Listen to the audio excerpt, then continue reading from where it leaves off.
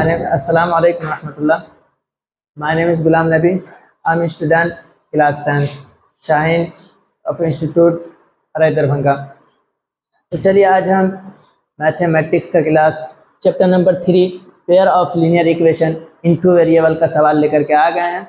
और इसमें क्या कहते हैं सब्स्टिट्यूशन मेथड से इस सवाल को हम आप लोग के सामने सॉल्व करेंगे। और ये जो सवाल है आपको एनसीईआरटी के बुक से मिल जाएगा 3.3 एक्सरसाइज 3.3 में जाइएगा तो आपको ये सवाल मिल जाएगा और उसी से पूरा आपको हम सोल्यूशन उसी के हिसाब से पूरा एनसीईआरटी के हिसाब से आपको पूरा सोल्यूशन हम देंगे। तो चलिए इसमें सबसे पहले हम सॉल्व करना शुरू करते हैं। तो यहाँ पे पहला इक्वेशन x + y = 14 है और दूसरा इक्वेशन जो है x - y = 4 है।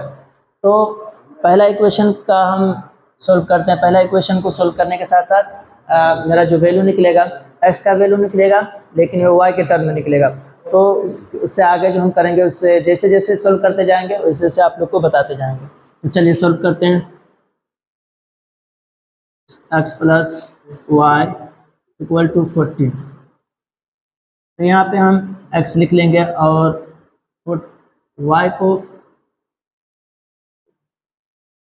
y को उस साइड ले जाकर रख दिया, उस साइड राइट साइड ले जाकर के -y हो जाएगा। यहाँ पे y जो प्लस में है और जैसे वो अपना साइड चेंज करेगी तो माइनस में चली जाएगी। तो अब यहाँ पे इसको x का वैल्यू निकल गया लेकिन ये x का वैल्यू जो y के टर्म में निकला है तो इसको हम दूसरे इक्वेशन में पुट करेंगे तो y का वैल्यू निकल जाएगा।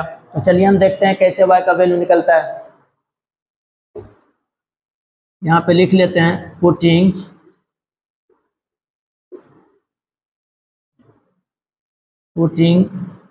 x का वैल्यू क्या निकला हुआ 14 - y इन टू इक्वेशन। दूसरे इक्वेशन में पुट करने जा रहे हैं। दूसरा इक्वेशन मेरा क्या है? दूसरा इक्वेशन ये है। पहले इक्वेशन को लिख लेते हैं क्या है।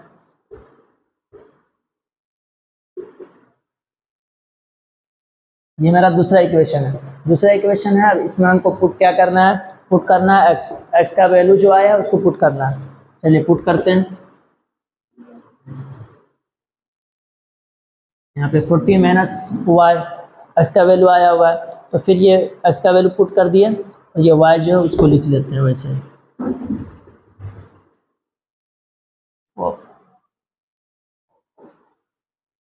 यहाँ पे 2y हो गया -2y और ये 14 है। 14 को जैसे राइट साइड में ले जाएंगे तो इसका चेंज हो जाएगा, ये माइनस में चेंज हो जाएगा।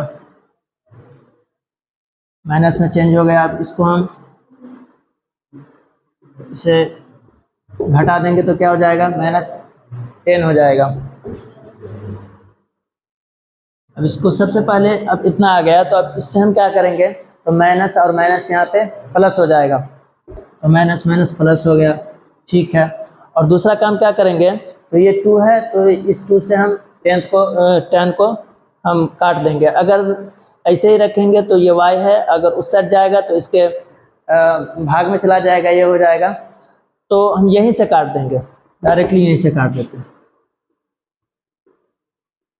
तो y का वैल्यू 5 आ गया, y का रियल वैल्यू 5 आ गया। तो हम चलते हैं इसमें x का भी वैल्यू फाइंड करना होता है। y का वैल्यू तो फाइंड कर लिए हैं, x का वैल्यू कैसे फाइंड करेंगे चलिए हम अब देखते हैं।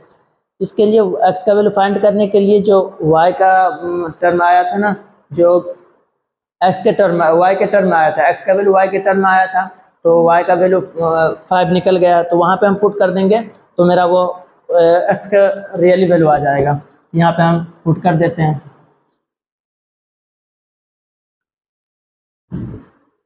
पहले हम लिख लिए हैं कि x का वैल्यू क्या आया हुआ था। यहाँ पे y का वैल्यू 5 आया है, यहाँ पे हम पुट कर देंगे।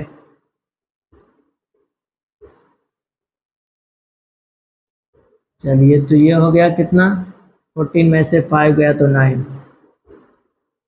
यहाँ पे हमारा 9 आ गया। x बराबर कितना 9 आ गया, y बराबर कितना 5 आया हुआ था तो इसका यहाँ पे ऐसे लिख लेंगे x = 9 y = 5। हमारा क्वेश्चन ये सोल्व हो गया।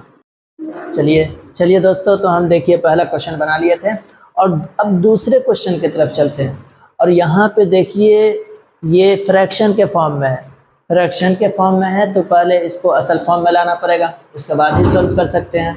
तो चलिए इसको हम असल फॉर्म में लाने के लिए इसका पहले एलसीएम लेना होगा। तो हम इसका असल फॉर्म में पहले इसको लेकर के आ जाते हैं। इसका एलसीएम क्या हो जाएगा, इसका एलसीएम 6 आ जाएगा। चलिए 6 हो जाएगा और इससे क्या करना पड़ेगा हमको, इससे डिवाइड देना होगा। 3 2 हो जाएगा, यहाँ पे 2 हो गया। इससे मल्टीप्लाई करेंगे, ऊपर वाले से मल्टीप्लाई कर देंगे तो 2x हो जाएगा, 2s हो जाएगा, सॉरी 2s हो गया। और यहाँ पे इसको प्लस लिख लीजिए, इससे डिवाइड दीजिएगा तो क्या आ जाएगा, 3 आ जाएगा।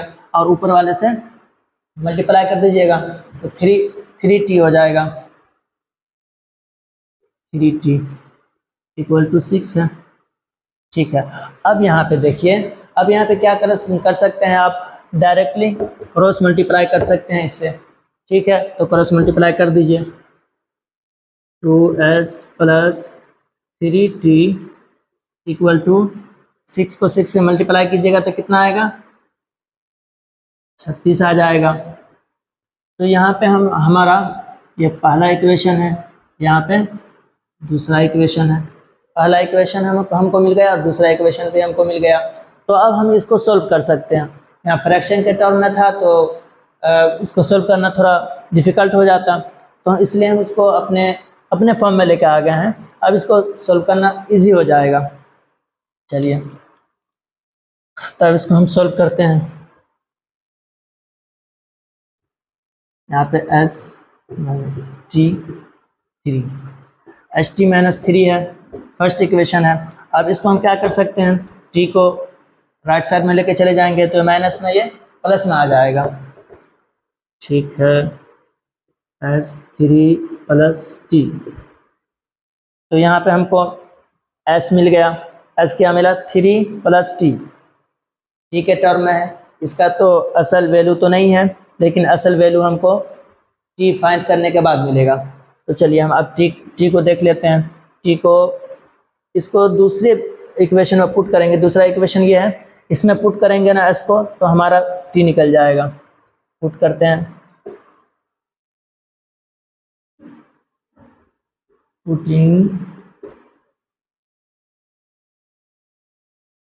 पुटिंग s इक्वल टू कितना है, 3 प्लस t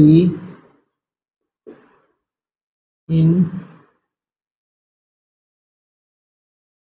इक्वेशन यहाँ हमारा इनटू इक्वेशन, सॉरी इनटू होगा ना, इनटू इक्वेशन हो गया। तो दूसरा इक्वेशन जो है, दूसरा इक्वेशन को पहले हम यहाँ पे लिख लेते हैं। क्या है, 2s plus 3t equal to 36। ठीक है, ये हमारा दूसरा इक्वेशन है। दूसरा इक्वेशन में करना क्या है, तो यहाँ पे s का वैल्यू जो निकला हमको उसको पुट कर देना है। चलिए पुट कर देते हैं, देखते हैं कैसे पुट होता है कैसे। 2 into 3 plus t 3t equal to 36। ठीक है, यहाँ पे हो जाएगा 60, यहाँ पे 6 प्लस, और यहाँ पे t2 हो जाएगा। यहाँ पुट हो गया ये, तो इस यहाँ पे सॉरी यहाँ पे ये हो जाएगा, यहाँ पे ब्रैकेट आ जाएगा ना, क्योंकि यहाँ पे s के मल्टीप्लाई में है ये 2, तो s के मल्टीप्लाई में आ जाएगा। तो यहाँ 3 प्लस t है, तो 3 प्लस t जो है ये 2 से मल्टीप्लाई हो जाएगा। चलिए मल्टीप्लाई हो जाएगा तो हम लिख लेते हैं 6 plus 2t plus 3t equal to 36। ठीक है, तो अब हम इसको क्या कर सकते हैं, 6 को जो हम राइट साइड में ले जाएंगे तो ये 36 से माइनस हो जाएगा, ठीक है लिख लेते हैं। और ये 2t है और 3t है तो ये प्लस हो जाएगा तो 5t हो जाएगा। 5t इक्वल टू 36 माइनस 6, ठीक है, ठीक है, यहाँ पे 30 हो जाएगा। अब 5 से हम 30 को डिवाइड दे देंगे तो कितना बार में चला जाएगा, 5 6 बार में कट जाएगा, 6 बार में, तो यहाँ पे t हमारा क्या हो गया, 6 आ गया। अब हमारा t 6 आ गया तो अब हम क्या कर सकते हैं, हमको s फाइंड करना है। t के फॉर्म में s आया हुआ था, t के टर्म में आया हुआ था, तो यहाँ पे हम इसको पुट कर देंगे तो हमारा s भी निकल जाएगा। तो चलिए पुट कर देते हैं, s प्लस 3, हम इसको लिख लिए। अब t इक्वल टू 6 है, अब यहाँ पे हम 6 डाल देंगे, 3 प्लस 6, तो हमारा s कितना निकल गया, 9। हमारा s यहाँ पे 9 निकल गया, तो हमारा s यहाँ पे 9 निकल गया और हमारा t कितना निकला हुआ था, यहाँ पे t 6 निकला हुआ था। t इक्वल टू 6 और s इक्वल टू 9। तो हमारा यहाँ पे देखिए दूसरे क्वेश्चन का भी हमारे पास आंसर निकल चुका है।